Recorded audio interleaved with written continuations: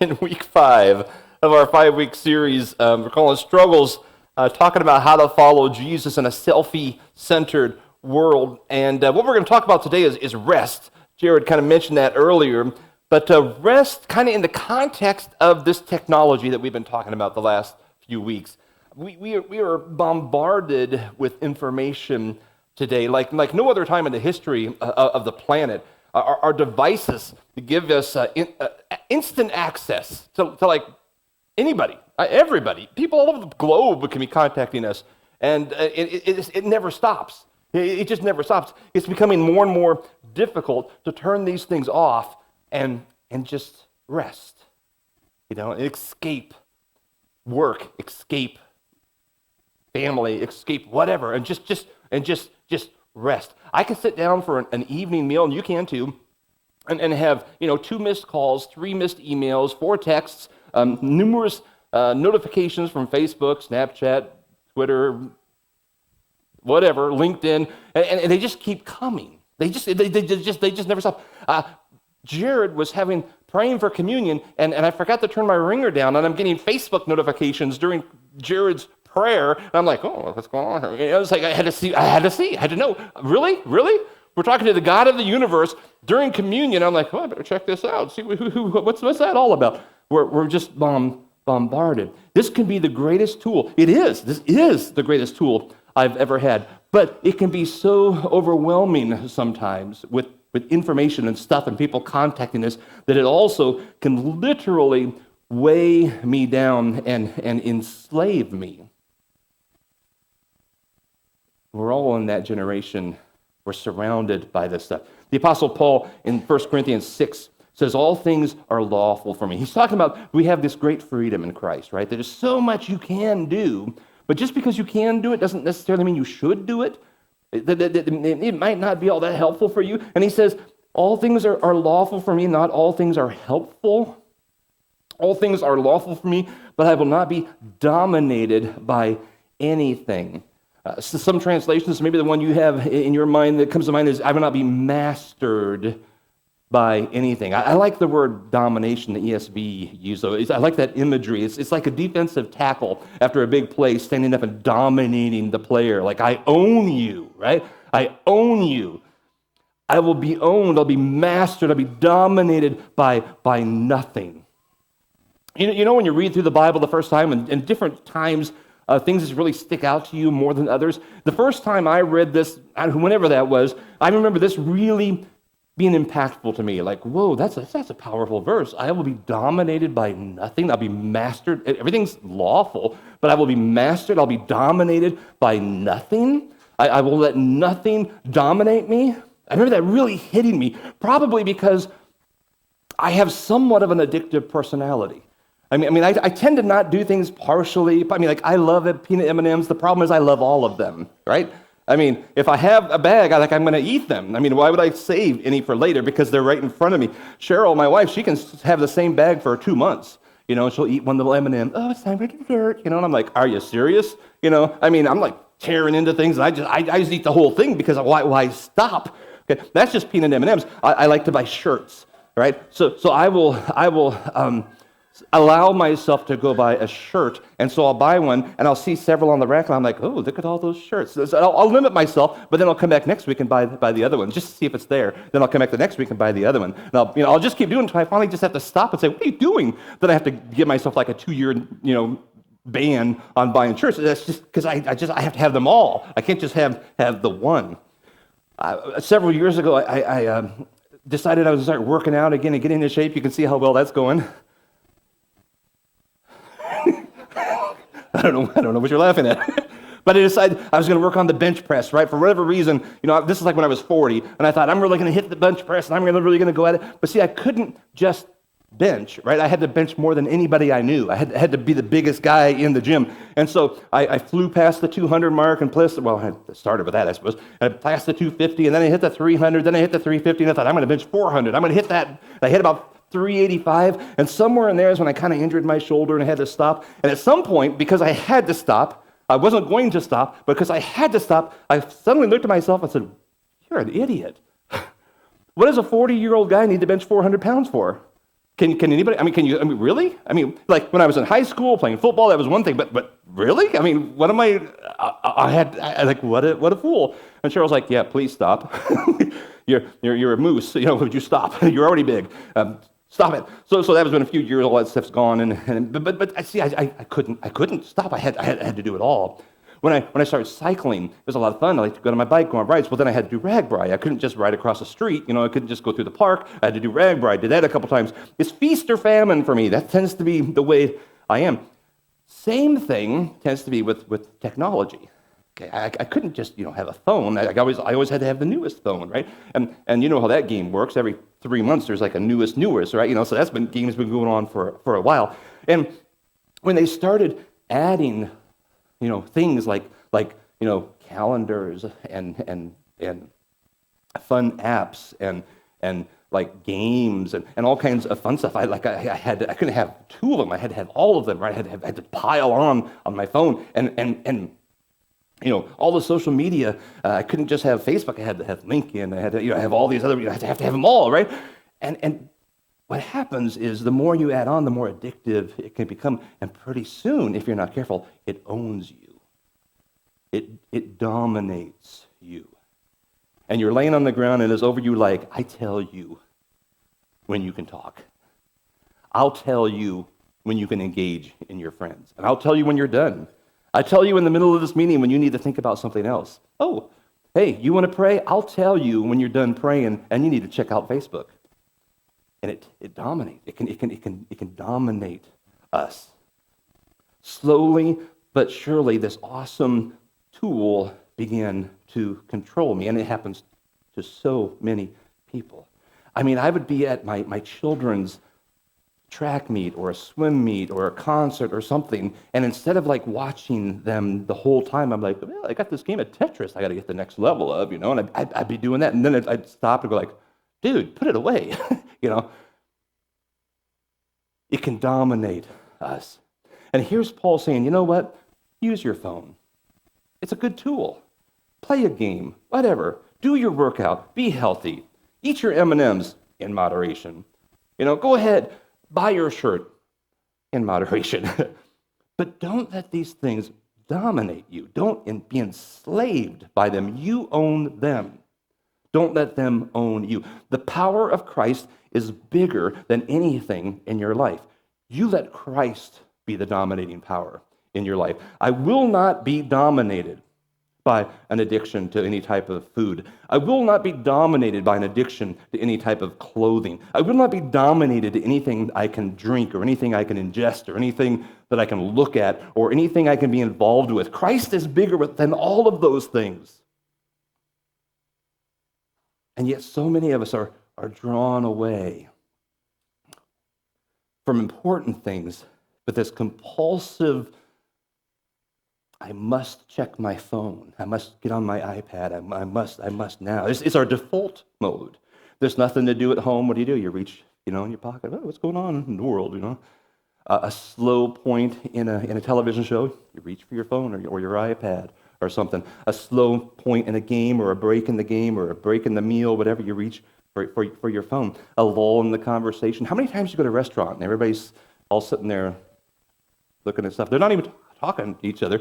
Well, because we're all lured in to this default mode of I must be connected to the rest of the world. I don't connect to the people in front of me, but I do to whoever this makeup person is on my phone. There's this new phobia that doctors are dealing with now called nomophobia. It's the fear of being connected through a mobile device. Being disconnected, from a mobile device. And here's what's funny. Some of you right now are dying inside because you want to grab your phone and Google that. But this would be an awkward moment because we're talking about not doing that. So you want to look like you're in control, but on the inside, you're like, I really want to know if that's trust me, it's a real thing, all right? It's a real thing. And some of you are going to sneak it anyway. I have my light turned way down low. So, maybe it won't show up.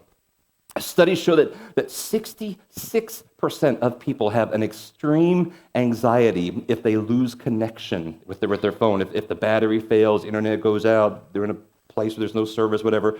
or if their phone's not with them. 66% have extreme anxiety. That number jumps to 76% if you're between the ages of 18 and 24. Did you notice I said the word extreme? It's an extreme anxiety. Now you might think that it seems a bit high, but can you remember the last time like your phone wasn't working? Maybe the battery died. Maybe you left it somewhere, dropped it in some cookie batter or brownie batter or something, broke. You'd do anything to get that thing going again. I got to get a new phone now. I can't afford it. Doesn't matter. We'll figure it out. I've been on vacation before, and I'm like, oh no, I forgot my charger. I do go out and buy a charger. I can't be disconnected from my phone for very long. We'll go crazy over this stuff. Here's some interesting stats, whatever they're worth to you.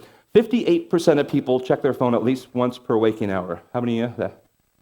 I could probably knock that down to a half an hour. Yeah, I mean, this isn't good or bad. That's just what they're saying, right?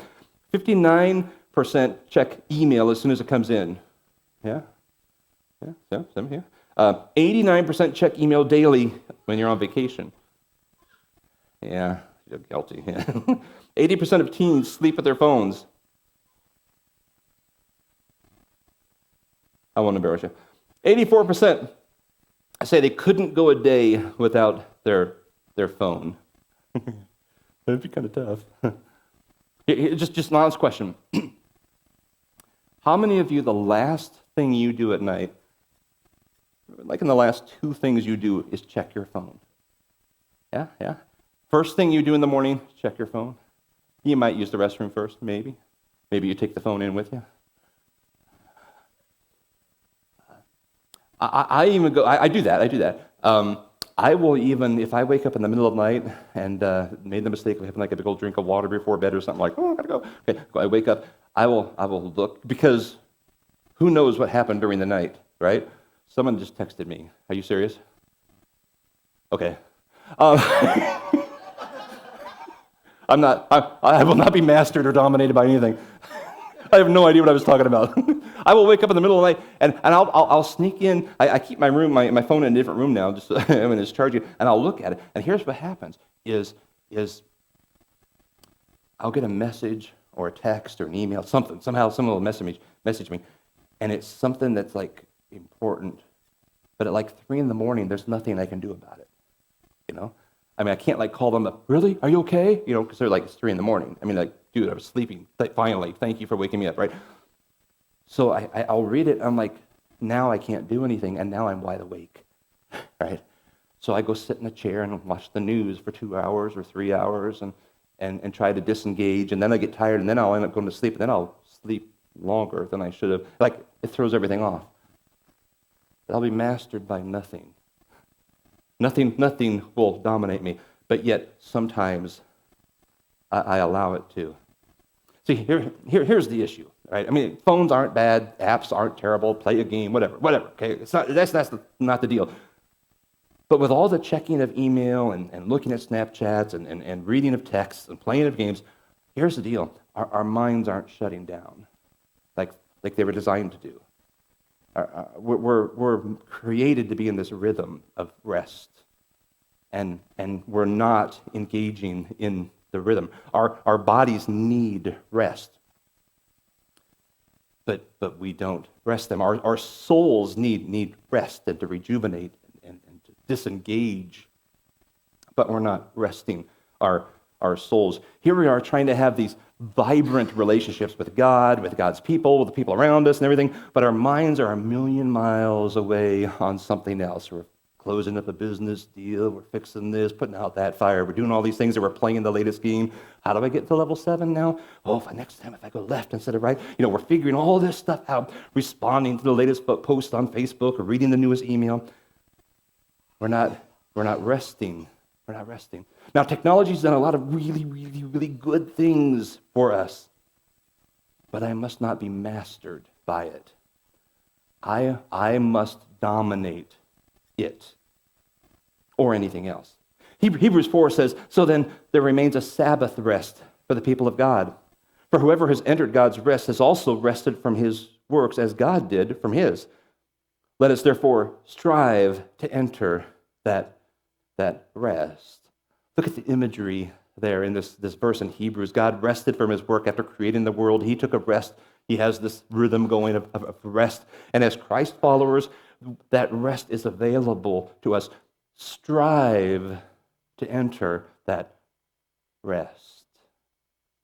We look for so many things to satisfy us. I mean, we are born like with this God-shaped hole in our lives, right? And so we spend our lives trying to fill that gap, trying to fill that void, trying to figure that out. We go from one thing to another, looking so hard for that satisfaction in life. The rest never comes until we fill that void with Christ. And then it comes. And the peace comes. And the rest comes that we're designed for. In Matthew 11, Jesus says, "Come to me, all who labor and are heavy laden. I will give you rest. I'll give you rest. Take my yoke upon you." That's his teaching. That's his thing, right? Take my yoke upon you and learn from me, for I am gentle and lowly in heart, and you will find rest for your souls. He offers us rest, and yet we're running from it because we're so preoccupied. Our minds are engaged. Everything's happening all at once. And we're not learning how to fully grasp the rest God intends for us. So what do we do? What do we do? I got two things for you today. How do we find the rest? Number one is be still.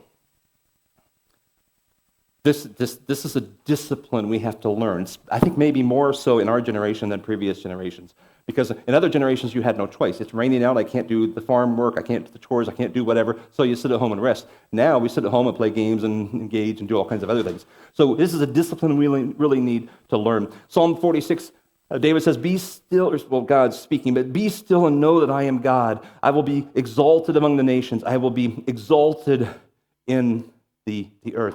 Be still and know that I'm God. Be still, God says.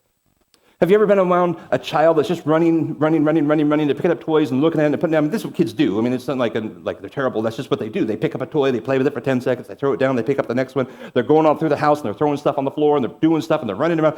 It's really cool. I got to this point last service and there was a kid running around doing the whole thing. I thought, I kind of feel bad saying this, but it's what it is. That's what kids do. That's what they do. And do you ever want to take that child and just say, just be still. Just sit down for a moment. Just take a breath. I used to tell my kids all the time when they were young, take a breath, right? Can you breathe? Let's just stop. We'll sit down. And can we breathe?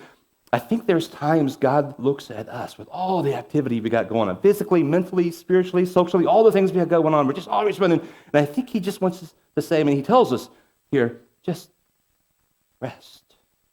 Once in a while, right? Rest. Slow down. Take a breath. Enjoy my presence.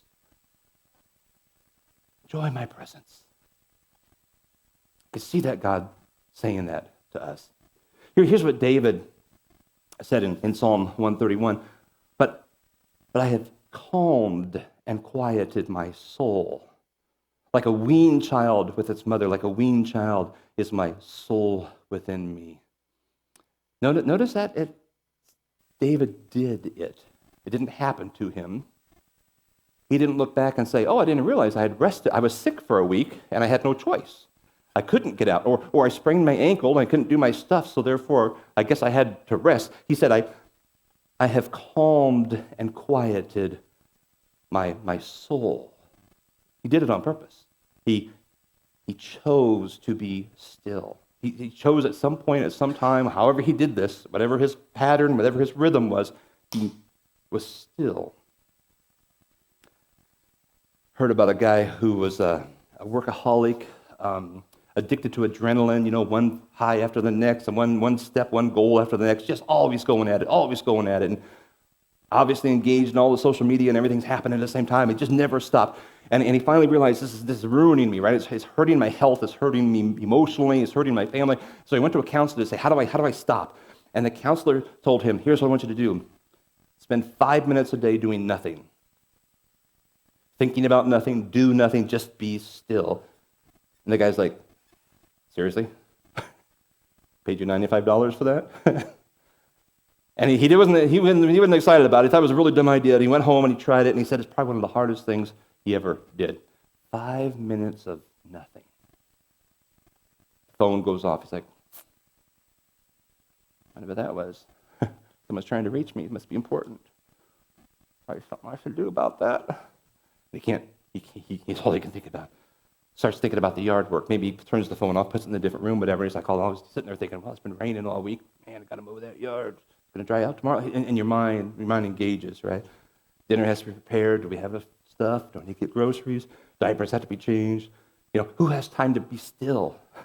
Who has time for that? That's why they call it a discipline. It's a spiritual discipline. We need to learn how to be still. There's a good chance the God of the universe can go ahead and run his universe for 5 minutes while we're being still, don't you think? Probably do okay without us. Probably, whatever universe you're running, God can handle it for 5 minutes.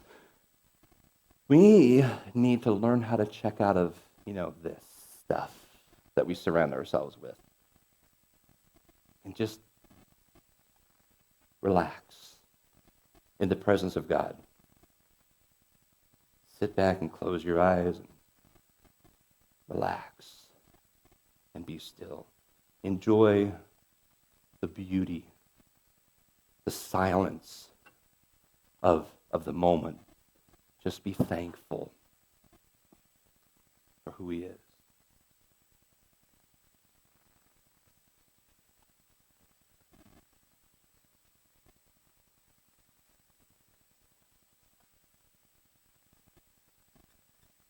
It's a discipline.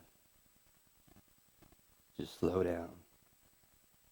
Be still. So secondly, last thing is to make a plan. Engage in this thing, right? You're going to walk out of here today and think, well, that was really interesting, and not do anything. It's not going to change your life. Nothing's going to happen. So make a plan. Proverbs 13, verse 16 says, "In everything the prudent acts with knowledge, but a foolish flaunts his folly." One translation puts this, a wise man thinks ahead, right? They're planning, they're looking to the future. What am I going to do about this? What am I going to engage their mind? They make a plan, right? Some sort of plan of attack. Now, there's a couple sides to a good plan of attack. You want to have a good offense and a good defense, right? You want to have one thing that's going to protect you, in what we're talking about, protect you from engaging in all the activity around us, even for short periods of time. And an offense to say, I'm going to make sure I'm going to attack this and make sure I own this, make sure I master it, and it doesn't master me. So you need to come up with a defensive plan to protect you from being mastered. Maybe that defense would be like things we've said. I'm going to turn my phone off during supper time or for so many minutes a day or hours a day, or I'm going to, detach myself from my devices. It might be I'm going to turn off my ringer when I'm with other people. That's something I do. I have to do that. Otherwise, I'll lose my conversation with them if I'm thinking about whatever's going on on my phone. Or I'm going to take a break from social media. Sometimes you might have friends who say, "Hey, I'm taking a break. I'll see you later." And everybody's like, "Oh, no, I'm going to miss you." It's like, they're not going to miss you that bad. They already forgot. They're looking at the next guacamole recipe, right? So you're just going to separate yourself from Facebook for a while or social media, whatever kind of. That's good. That's a defense thing. I'm going to protect myself because it owns me right now, and I'm going to take it back. I'm going to defend myself from it owning me. And that might, you got to come up with your own plan. What's your plan? What are you going to do to protect yourself from being mastered? And then you come up with an offensive plan, and that can include whatever God leads you in this. It might be I'm going to read my Bible X minutes a day just because I want to engage positively. I want to engage in what God's got for me in His Word. So I'm going to engage in Scripture. I'm going to spend 5 minutes a day quiet. It could be I'm going to have a consistent prayer time whenever that time is that works for you. Or I'm going to go out inside and I'm going to enjoy God's beauty without taking a picture and posting it. Oh, look at the sunset. Not that it's bad to do that, but just once in a while, just go out and see it. You know how many things I've missed because I'm taking pictures of it? I still have the photo, but I don't have the memory other than the photo. I remember looking at my phone or the camera or whatever happened to me and taking a picture, but I missed that moment. I don't remember. I don't know what it was even. I was this week playing around on Google and probably trying to find pictures or something. And one picture popped up that fascinated me. I almost grabbed it. It was a group of people that were looking at something. You didn't know what they were looking at because it was just the crowd looking off at a distance. And there were all these people 40 and under or so. They had their phones out, right? And they were all looking at their phone. They're taking a picture. And in the middle was one little grandma who was just looking. Only one person enjoyed that moment. Everybody else had photos they had, but only one person actually participated in that moment, whatever it is, whatever they were looking at. And I kind of thought, oh man, I'm the crowd. I'm the one with the phone out going, I'm going to get this is going to be great, and I'm going to get a picture of it. And I miss it. So I come up with an offensive plan. Just make a plan. Figure out what you're going to do to keep technology or anything else, whatever it is that owns you, whatever it is that dominates you. Maybe technology is not your thing. You might be mastered by something else. Figure out what that is, and in the name of Jesus, conquer that thing. He is bigger. He who is in you is bigger than what is in the world. Master it. You own it. Don't let it own you. Jeremiah 6:16 says, thus says the Lord, stand by the roads and look and ask for the ancient paths where the good way is, and walk in it and find rest for your souls. Now, I'm not giving up on modern technology. It's a great tool. All things are lawful. It's all right. I mean, don't misunderstand. But they can never replace the ancient disciplines. It will never replace fasting. It will never replace prayer. It will never replace solitude. It will never replace you personally seeking God's face. You know what? Watching the sermon online will never replace being involved in the community that is the church. And it won't. It can't. It can't. It's a good temporary fix maybe when you're down for a while, but it doesn't replace it. It can't. So if we wrap up this pretty short series, this 5 weeks, I'm going to challenge you to look to God, right, and ask Him for the right path to follow. Where does He want you to go? How is He leading you through this? Don't allow this to just be something you walk away from and say, oh, that was interesting. How is God going to change you?